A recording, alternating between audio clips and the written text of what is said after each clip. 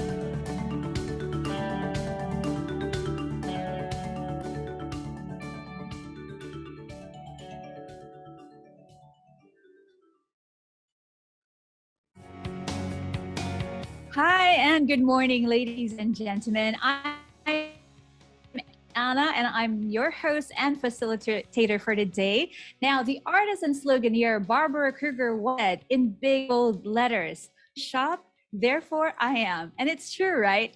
It reflects our wants, our needs, and the things we hold dear. But today we are going to talk about the flip side of that coin, the retail industry that has proven to be the most adaptive in the face of many global upheavals, something all of us are in fact experiencing right now.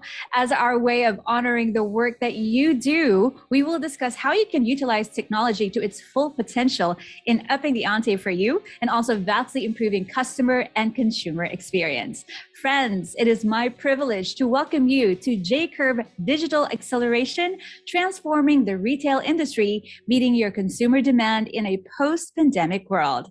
At the end of today's session, we'd love it if you could please fill out the feedback forms, scan the QR code, or you can directly click the link in the chat box. You get a chance to win Amazon gift vouchers, and the winners will be announced via email. So here we are. Before we begin, I hope you can allow me to give you a brief background regarding our co-presenters. We have Life Interiors together with Jcurve. Life Interiors is a Sydney-based furniture retailer focusing on delivering fashionable and contemporary furniture to style-minded Australians. Their wide range of exclusive Australian and imported brands are a reflection of their ethos of providing designer furniture at very affordable prices. Jcurve, on the other hand, works collaboratively with ambitious organizations to drive growth through the effective use of technology. Serving as a trusted guide in an on-demand world, Jcurve helps build growing and resilient organizations to withstand market disruption. For business management solutions and consulting services to field service management and also digital marketing services, Jcurve is uniquely positioned to help organizations' business transformation journey. That's very, very important. And today, in today's webinar, we will walk you through the importance of having an omni-channel strategy that will deliver tangible and substantial results for your retail business. You'll also learn how to streamline operational processes, all in the name of improving customer satisfaction and also ensuring repeat business. So, what do you say we get started? If you are looking for real-world proof of the transformative power of digital technology in retail, I have just the person perfect to guide you. Our first speaker today is an entrepreneur with a stellar record of starting, growing, and scaling high-growth technology-enabled businesses. His expertise lies in a convergent cross-section of technology, digital marketing, and guess what? That's right, retail. He has nearly 2 decades of experience in developing tech solutions in the cloud through various cutting-edge technologies. Please welcome Basil Karam, CEO of Life Interiors, a leading design-focused and technologically driven furniture and homeware retailer. Basil? Fantastic. Yes, Thank you for having me today. Thank you for having me today and sharing our experience and our journey over the last decade or so as the retail industry has really transformed. So I'll take you through a couple of slides, and my hope today is that you can take away some lessons and some comfort in terms of where the industry is moving to and where it's been, and some of the key areas that I believe existing retailers and new retailers should focus on to modernise their businesses. First and foremost, in the spirit of obviously what we've all been through in the last 2 years, I believe wholeheartedly that it's the organisation's ability to adapt that is first and foremost the key. Its key ability to be able to withstand and move with the industry as a whole. So this is a famous quote here from Charles Darwin. It's not the strongest of the species that survives, nor the most intelligent. It is one that is most adaptable to change.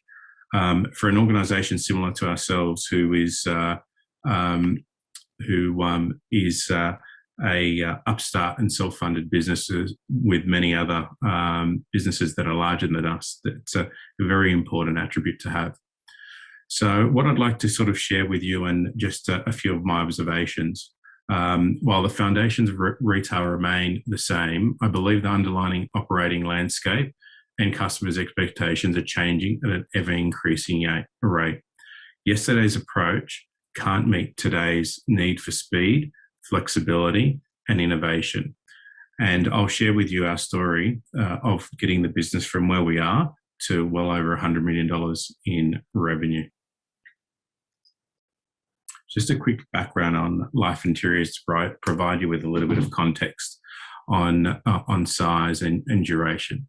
Life Interiors is a self-funded D2C furniture brand and retailer that has embraced and leveraged digital and technology to accelerate and maintain our double-digit year-on-year growth for well over 10 years now.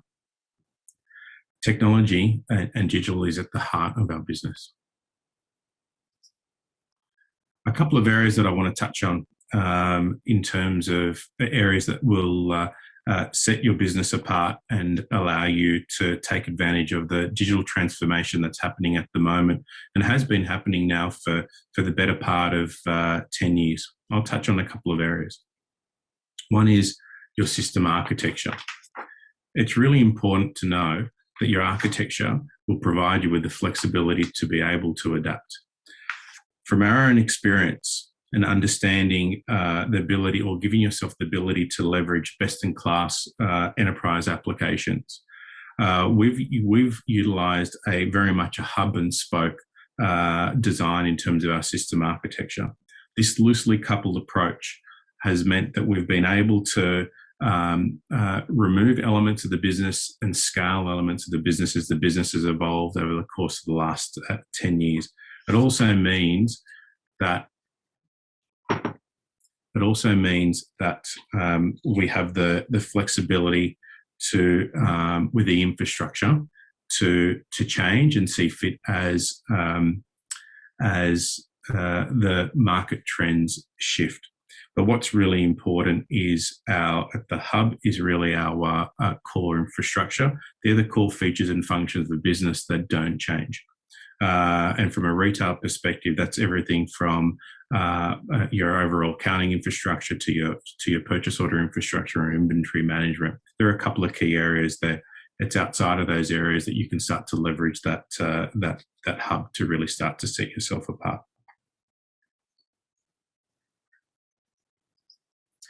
Area 2, put cloud at the center of your technology strategy. It is an enabler. Life Interiors has been a 100% cloud business for well over a decade now. It was through my background in technology that I realized that cloud was really would really give us a competitive advantage and ensure that we could take advantage of the innovation that was happening in cloud and the relentless upgrade cycle without us having to worry about the overall infrastructure to support that infrastructure. Examples for this are obviously in the cloud. For us as a business, once again, it's just about sharing our experience and how you could leverage that. We obviously use NetSuite, and we have for over 10 years now. Our phone system is in the cloud. We use AWS Connect, Zendesk for an enriched customer support service, Asana for our overall task management solution as well. So once again, I can't express to you how important it is to put cloud at the center of your technology strategy. It will set you up well for the years ahead. Area 3, understanding APIs and the ability to connect. This might sound a little bit technical, but once again, understanding where the industry is moving to and how APIs, which are really programmatic ways to be able to get access to functions, features, and data across your multiple systems, really means that you could have data flowing from one system to another. It's very important for you to be able to eliminate any bottlenecks that may get in the way of that flow of data. And there are many solutions out there, including iPaaS solutions, that allow you to extract that data from one system to the other and allow you to leverage best of breed technology in a loosely coupled environment. Area 4, it's data and obviously making sure that that's actionable. What's very important here is to really get an understanding of choosing better over more when it comes to data and asking yourself a couple of key critical questions. This is what we do, and this is what's served us extremely well over the years. And that is, do you know what data is most critical to business and to your business decisions? And it's getting access to that data and ensuring that areas of the business can use that data to obviously perform the functions that they need and perform those functions at a much better level. What's also important about this part of data is obviously having best of breed solutions around visualization. There are a number of tools out there at the moment, including Tableau and Microsoft BI and the NetSuite, obviously baked in insights as well. This once again is very important to be able to leverage what is unique to your own business and what is cascading up to your important key objectives. Another area is expand your digital sales channels. Emphasize here efficiently. Life Interiors has not only has its e-commerce store and retail stores in both Sydney and Melbourne. We've also partnered with third-party marketplaces across Australia to sell furniture, and also leverage our digital marketing channels, including Google Shopping, Pinterest, and Instagram.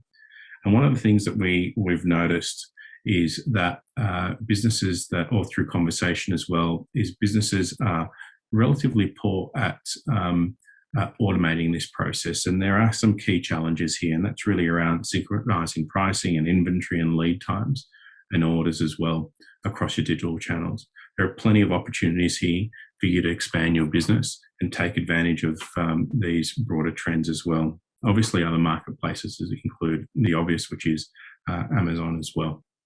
We've found that being able to expand these digital sales have incrementally added sales to the business, and we've been able to leverage them to assist with managing our inventory as well. Once again, these are marketplaces in particular have obviously become a lot more popular over the course of the last several years. So being able to integrate efficiently with them has made a world of difference to Life Interiors. Area 6, start to leverage AI and machine learning. And what that means is, once again, tying into a couple of the other areas as well. And we do use that. These areas are areas that we currently use in Life Interiors as well. So once you have your data in the correct format and you actually know what your objectives are, we've had a lot of success in using machine learning in particular with regards to range planning and optimization, and assisting with demand forecasting and scenario planning. we've been able to do this at 10 times the speed, at least 10 times the speed of traditional merchandise planning functions from a retail perspective. Once again, it's about giving ourselves a competitive advantage and leveraging the capabilities that technology is providing us as a business. These technologies, if you look over the span of 10 years, weren't really available to a business of our size. They are now. And once again, it's a case of adapting and understanding where the environment is moving to and taking advantage of the latest changes in technology to drive that competitive advantage. The final area that we've had a lot of success in is really embracing business automation. It's definitely an area that we've focused on to not only drive down the cost of operating the business as well, but just as important, really freeing up our team to focus on areas that are more important. And I'll touch on this in a moment towards the end of the slide as I show you a couple of examples of what Life Interiors has been able to do in terms of embracing automation. Once again, tying into the other areas, this is possible because you've adopted the cloud. You have an understanding of your APIs. You have your data in order, and you understand where your data is and what is actually important as well.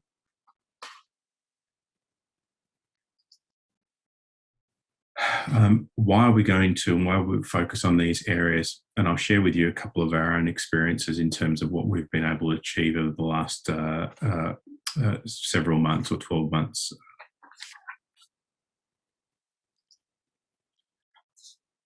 First of all, we all these investment that we look at leveraging in terms of technology and where things are moving is really drive differentiation with technology and digital. Once again, there are a couple of areas, and I'll touch on another one in a moment. And for us, a couple of key examples is really around personalization. We are building and early next year building and leveraging the data that we have in terms of purchase history, navigation history, to build these digital mood boards. Once again, these digital mood boards will reinforce to customers and drive lifetime value and engagement with the platform as customers purchase a chair and find the corresponding table, or purchase a couch and buy the corresponding cushions. For us, it's a share of home. And digital mood board not only allows us to drive that objective for the business, but also allows us to tap into our own interior designers to help build and train the personalization of mood board. It really allows us to leverage the AI there. Another part of the business that we're investing heavily in and due to go live in the next couple of weeks is really around augmented reality. I know there's a lot of conversation happening now with regards to the metaverse and the like, and for us, augmented reality for our furniture industry, but also for other industries, it could be glasses, it could be trying on tops, is really at the cusp of where it needs to be, with LiDAR scanners becoming commonplace in the iPhones and the latest the latest phones as well. It's definitely an area in which big tech is investing a huge amount of resources in, and it's one of those areas that I believe as a business you need to be at the cutting edge, understand and train yourself, and understand that sometimes when it comes to technology, you do need to, or not be scared to make those initial investments up front, understanding that you will reap the rewards of that investment by either being a thought leader and or being at the cusp of when those changes actually get adopted and taking advantage of that. Otherwise, there will be bottlenecks, as you can see, with regards to skill shortages as well.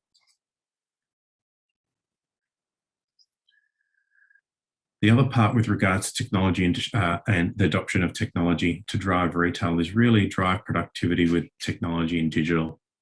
This has been and I'll spend a couple of moments unpacking this for the audience. And in light of COVID and the supply chain disruptions that all retailers are facing at the moment, I will take you through a couple of projects that we've worked on that have made a world of difference to the business over the course of the last several months.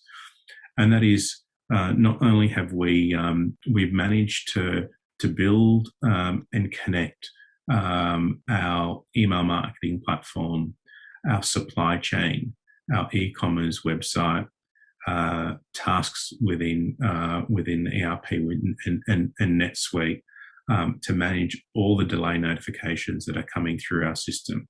So when an order gets placed, as a consumer, and you place that order, and if that order gets delayed by a week or 2 weeks, or even in many cases with the supply disruptions that are happening now, a month or two, we initially manage and capture the date in which that order has been placed, what the expectation was at the time the order was placed on the e-commerce website or through our retail stores.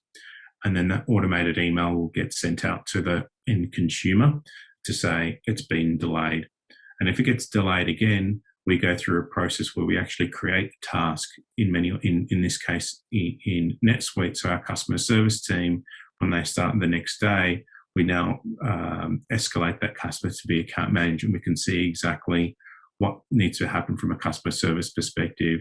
The customer gets a call, and once again, we're pushing data through to our customer service team, and we can be proactive in terms of reaching out to customers to explain to them why their order or how their order has been delayed again, and creating that engagement and elevating that user experience. That's in addition to completely giving complete transparency on the supply chain. So if you purchase from Life Interiors now, from the day that it gets produced all the way through until the time in which you get the order, and even post-purchase, several times along that way, you'd be informed exactly where your product is in the supply chain, resulting in a huge drop in the requirement to obviously call the business to get an update, and which has allowed us to scale productively and maintain our profitability in this time of some hyper growth. Another part that I want to touch on with regards to productivity, which I touched on a moment ago, is we really leverage machine learning for our demand forecasting. This has been an amazing ability for us to be able to scenario plan in terms of where we believe demand will be with regards to changing in pricing and changing in lead times. And then we use that information to roll back up into the ERP solution as well, and then lock that forecast in place for our budgeting. It's been very powerful because we've managed to do an A/B test between what we were doing from merchandise planning with oversight, and a bottom-up approach with a team versus a machine learning approach. And it was, as I touched on before, about 10 times the speed with the same level, if not better, in terms of accuracy as well.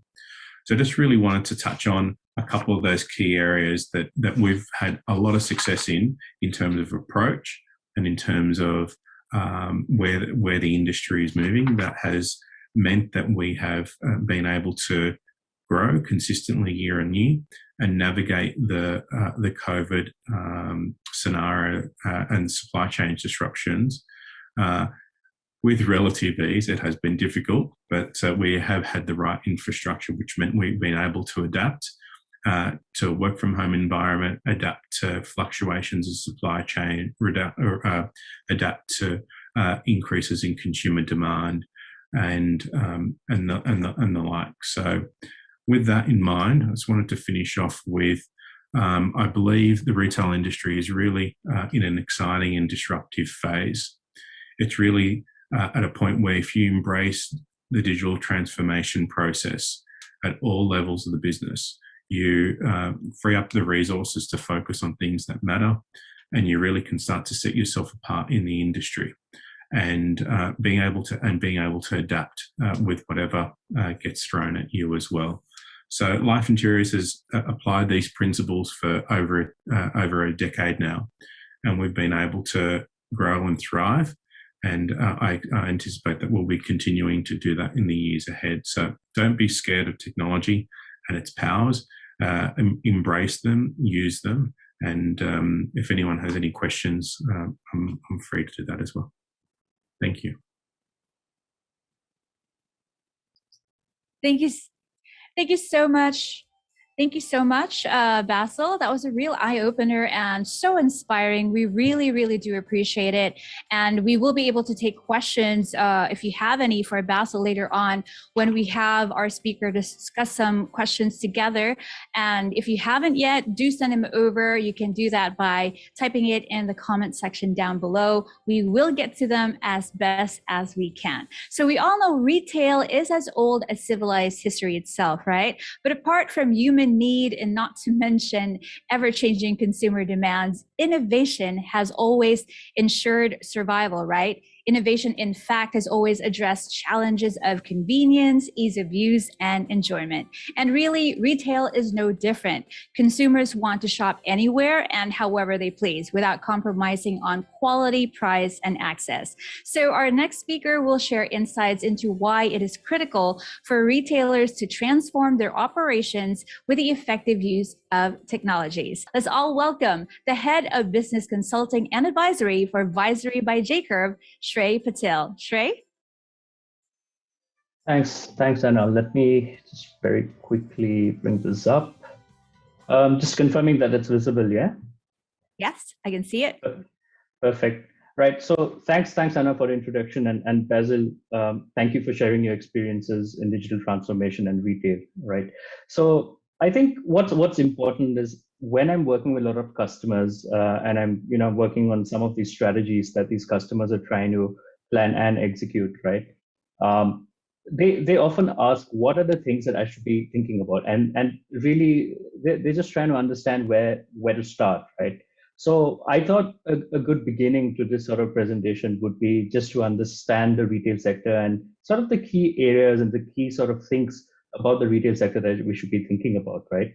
So I think first and foremost, really you're looking at buying behaviors and preferences of consumers these days. A lot of movement is happening towards customers and consumers wanting personalized and curated experiences and products, right? So that's absolutely something that the market is doing today. Today you don't know when a buyer is going to buy. Is he going to buy at your store? Is he going to buy on his mobile device? Is he going to buy from a platform? So having that omni-channel experience and keeping it consistent is really important. And last but not least, whatever they're doing with you, I think they really need to trust you. And trust has come a long way in the past few years because of advances in technology, and that's going to be key moving forward. The second thing that is slightly more related to human resources, right, is really about workforce models. Now, throughout the course of this pandemic, we've seen labor shortages or people having to downsize or lay off their retail staff, right? Now, that's one part of the challenge. The second part of the challenge is with the people that you have, are they tech savvy? Are they digital? Are they data fluent? And are they diverse with different skill sets? Because the requirements of a retail workforce is going through a huge transformation in itself. And that's something to really keep in mind. Thirdly, you have channel mixes. So again, this is reasonably straightforward. We've seen, an acceleration in that transition from a brick and mortar traditional type of retail to something that's more online and something that's even across different buying platforms as well.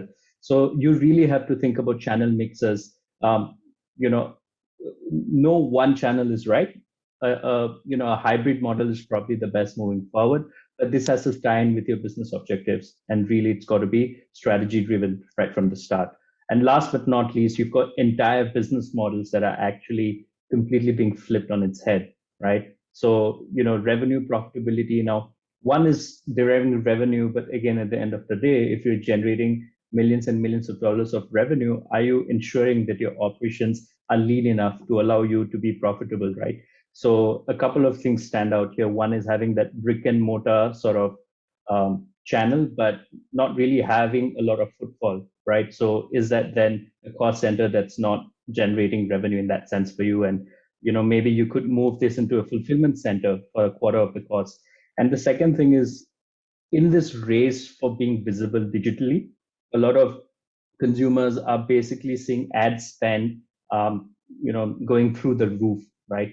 So how do you then make sure that your ad spend has some sort of return and you're able to keep that in check? So these are the few things, at a very high level, what you should be thinking about in the retail sector. Now, I just want to talk about very quickly 5 things that or trends that I think we should be focusing on. The first one is what I call solutions that enable pre-store research, right? So essentially what's happening is people have a fear of going out because of the pandemic. Now, if they're going out, they don't know whether they'll be able to go out the next week, because that's just the reality of the times that we live in, right? And what that's happening, what is happening here essentially is when before people go out, they already have that consideration set of the products that they want to buy, right? So essentially what is happening is your purchasing habits are slightly different. You do a lot more research before you even step out. And obviously being at home, it means you have to basically ensure that your products are digitally visible, right? And there are a lot of platforms to do that. There's direct marketing, there is platform marketing, there are platforms like Klaviyo, and I think Basil mentioned a little while ago, Pinterest, Google. So you've got a lot of ways to do this that basically enable that pre-store research and help get your products visible, right? And sometimes, it's just more beneficial from an operations point of view if you're able to generate a call to purchase right at that point. So these are things that we really need to think about. But I think the crux of this is whether your products are digitally visible, right? So that's something that we absolutely have to think about. The second thing is extremely important. It's really about having a retail ecosystem that's seamless, right? So in today's retail environment, whether you're brick and mortar, whether you're platform driven, whether you're direct, or a combination of all this, you've essentially got an ERP, you've got a CRM, you've got a point of sale solution of some kind, you've got the payment infrastructure behind that, you've got accounting, e-commerce platforms, and even warehouse management solutions. Now, that was a bit of a mouthful even for me to say, but you can just imagine the retail businesses that are going through having to deal with so many systems. And if these systems are not connected, if these systems operate in silos, now that's bad news, right? What this essentially transpires into is poor data flow, and ultimately it's poor customer experience, right? So you don't want that. So ultimately, without going into the details, you've got to focus on an integrated ecosystem. And this ties in very nicely with what Basil said about having that understanding of APIs and how things connect to each other, right? So you want to streamline the data flow. And as you'll see a little later, data is king because that allows actionable insights, right? And you can then take decisions that allow you to grow your business and scale your business.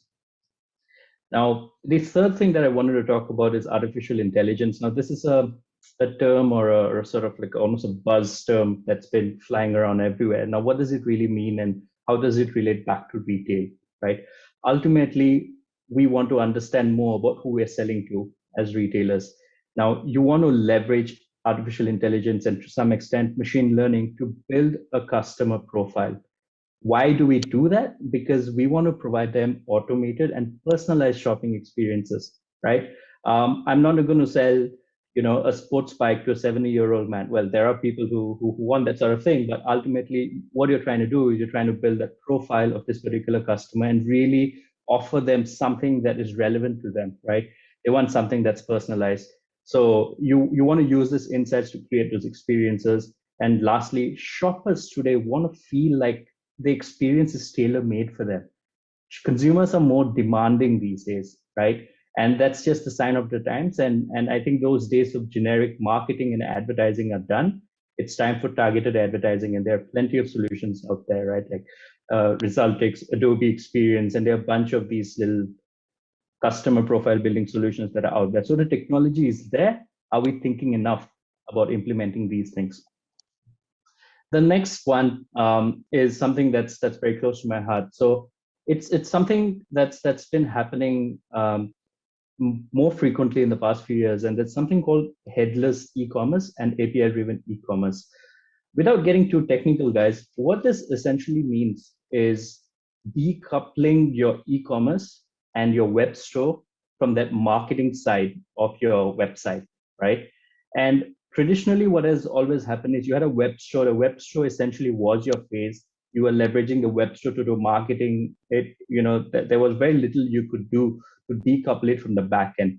So the advantages of decoupling it from your back end allows you greater control on the back end, first and foremost. And second, because you've got a layer, right, that is separating your back end from your front end, you're able to have extra flexibility on the front end to do personalized content marketing, right?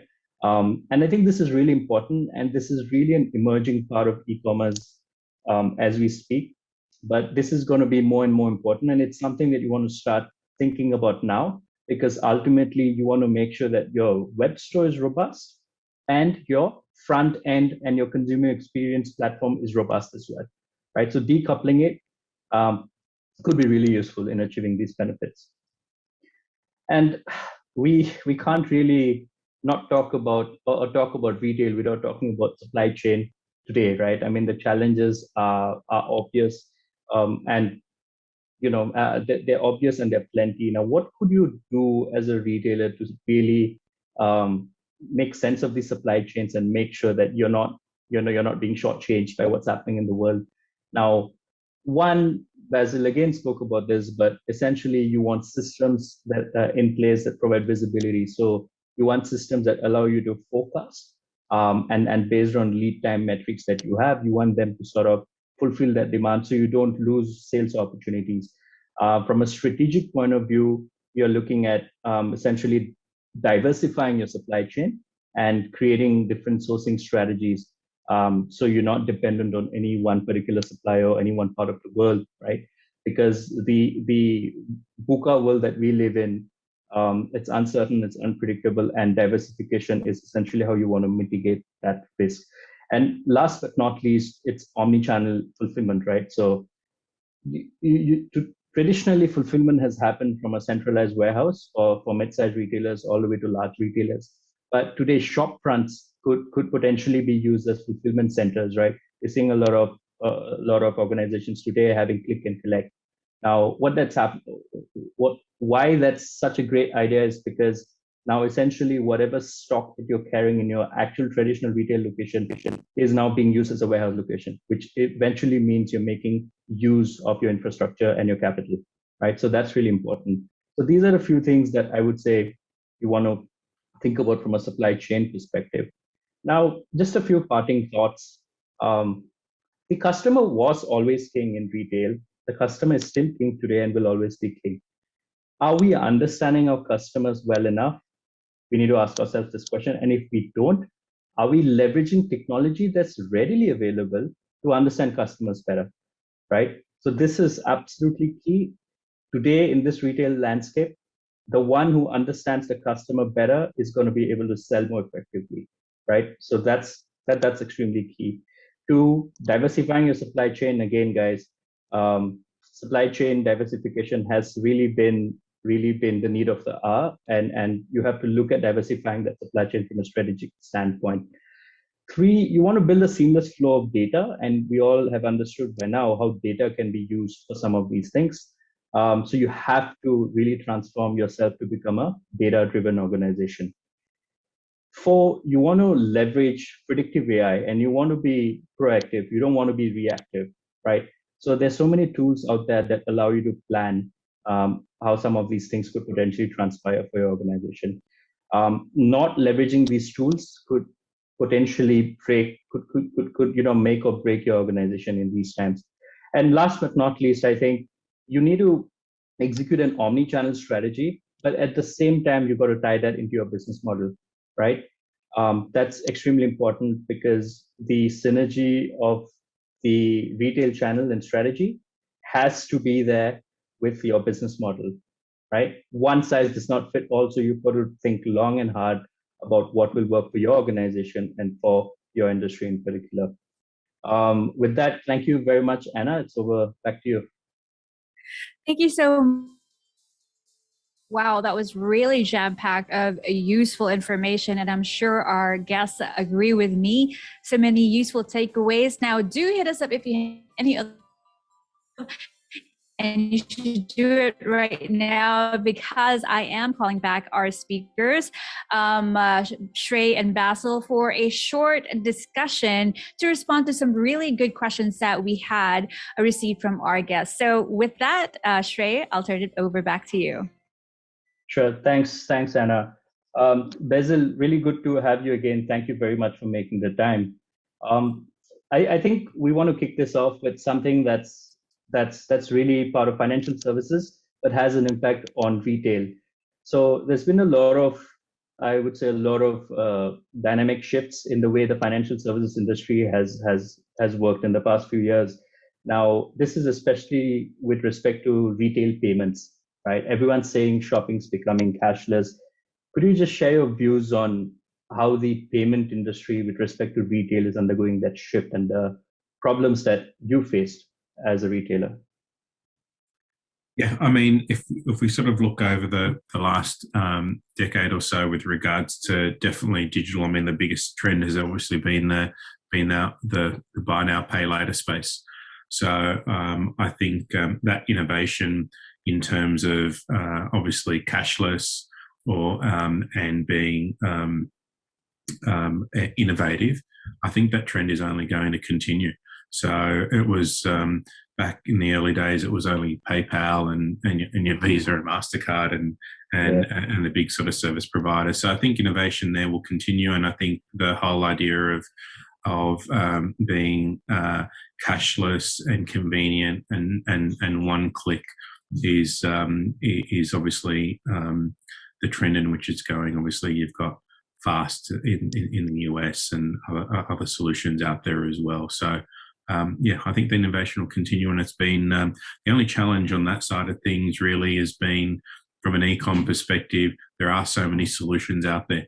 So I mean, you've got 3 times, 4 times, 5 times, and really trying to find out. And we're in the phase of testing and removing to work out which payment or channel actually resonates best with your customer, depending on your average order sale, your frequency. I mean, all those different elements really contribute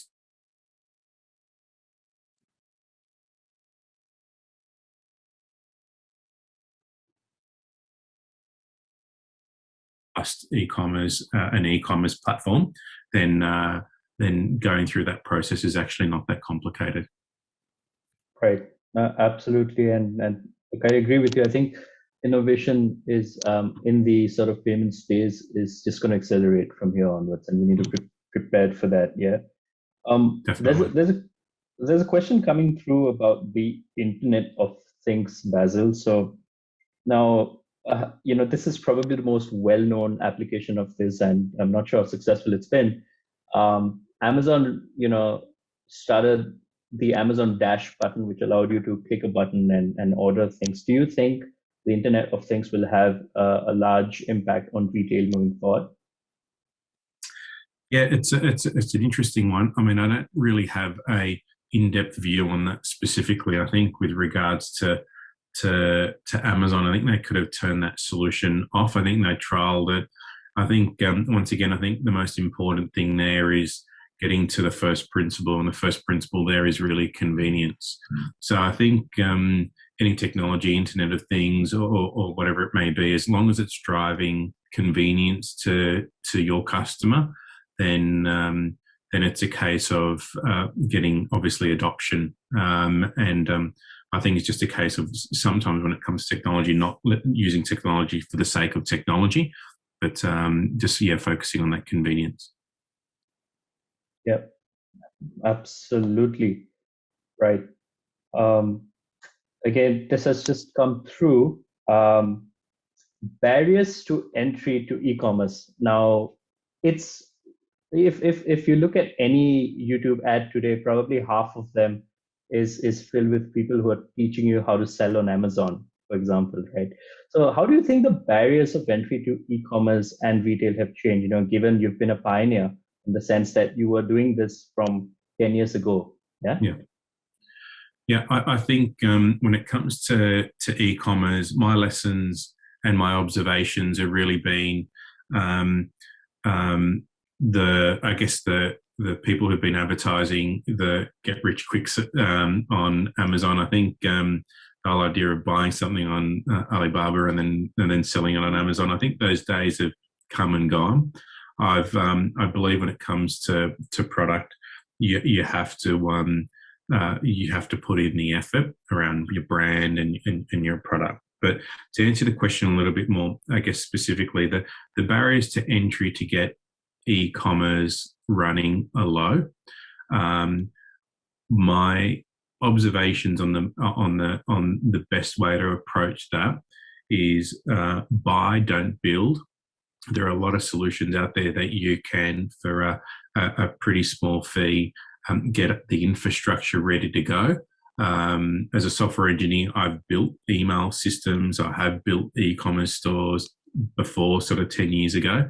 So you can build them, but in many cases, that is not the right way to go. So if you leverage the technology that's available, put the architecture in place, the barriers to entry into e-com are low. But I have seen people raise money and build things that they shouldn't be building because, once again, it's better to focus on the areas that, coming back to my slide, the areas that really genuinely differentiate you in the marketplace and really provide your end consumer with an understanding of what that differentiation is. So a lot of that foundational functionality and technology is there to be used and to be leveraged.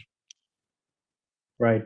No, that makes so much sense. And, just sort of leading on from that, we're talking about differentiation, product, brand, and all of these things. Now, the general consensus a lot of people have today is everything's becoming commoditized. And in your opinion, Basil, how important do you think the product and having a brand is important moving forward?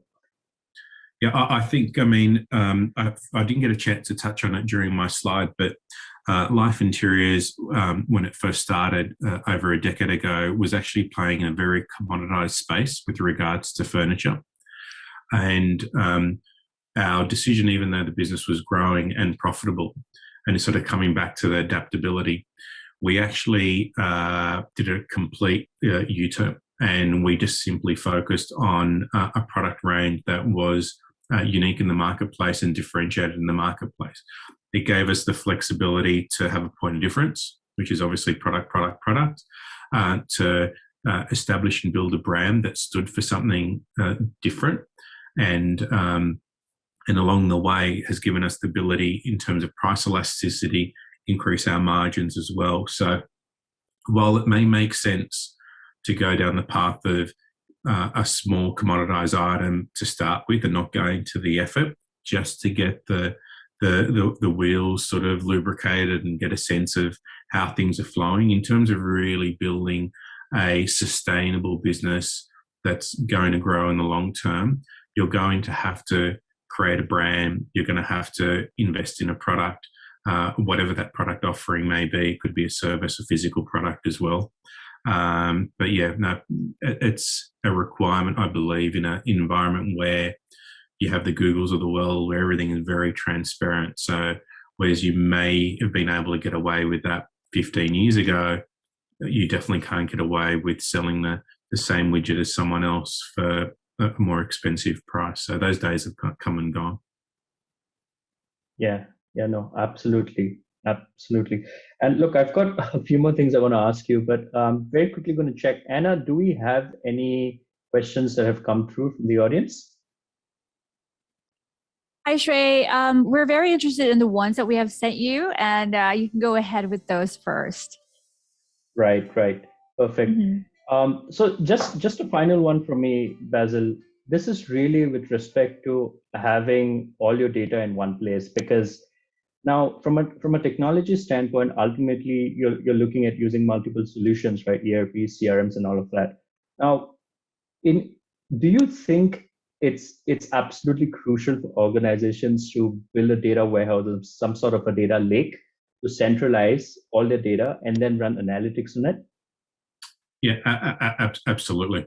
It's a big project that we've undertaken over the course of the last sort of 12 to 18 months as well. So for us, it's enabled the business to really be data focused. It has had its challenges with regards to onboarding and training the entire team and what it means to obviously consume that data. But it really has created a flywheel for the business when in one dashboard we can see our cost of marketing and what it means for our CAC to LTV in real time, and the like. So once again, it's not analytics for the sake of analytics. It's an analytics to really drive growth and be able to see how your actions are impacting other parts of the business. And that includes obviously all the transactional data. It includes all the data across our websites. And the sooner you can do that, the sooner you can use that enriched data into other applications across the business. And I think in my slide, I was referring to using machine learning to assist with demand forecasting, whereas historically you may have only used sales history, for example, but now we would use our sales history, our website traffic, our lead times from our purchase orders. All that information is being fed in, and then we can use our machine learning algorithm to extract what that forecast will be, sign off that forecast, and then upload it back into our ERP and sign off on our budgets as well, and be able to scenario plan as well. So I think it's a big project. It's something that I think, once again, starts with understanding what data is required, planning that out, and having a real clean understanding of field names and application, and starting with important data. It's very easy to get caught in getting streams of data. So once again, I think it's Pareto's principle, the 80-20 rule in the day. Find the 20% of data that's going to give you 80% of the upside. Once you've found that, then you can focus on the other streams of data they're going to give you the next 20%. That's what's worked well for us as a bootstrapped and self-funded retailer. Absolutely. And look, Basil, I just want to say thank you for giving Jcurve the opportunity to be sort of partners with you, right, on this journey, and really appreciate it. Over to you, Anna. Yes, Shreya and Basil. Wow, we do wish we had more time to get to more questions, but we do want to value your time and your being here. So if we do not get to your question, don't worry at all. Going to get back to you right after this webinar. But that in itself was a wonderful discussion already, and we do appreciate the valuable insights shared by both Basil and Shrey. Now, we all take retail for granted because it's so embedded in the tapestry of our everyday life, but it is invigorating to learn how much retail operations can be optimized in a way that simultaneously addresses consumer demands, but also ensure business access and business success. And with that, I would just like to thank our two speakers once again for sharing their valuable expertise today. That were Shrey Patil and Basil Karam. Now, if you want the future and if you want dancing don't forget to like the official Facebook and LinkedIn pages of Jcurve. Drop us a line anytime, and we will be more than happy to respond, consult, collaborate with you. Thank you so much for spending your time with us. We cannot wait to see you all again at the next event. My name is Anna, and until then, take care. Goodbye. Thanks, everyone. Thank you.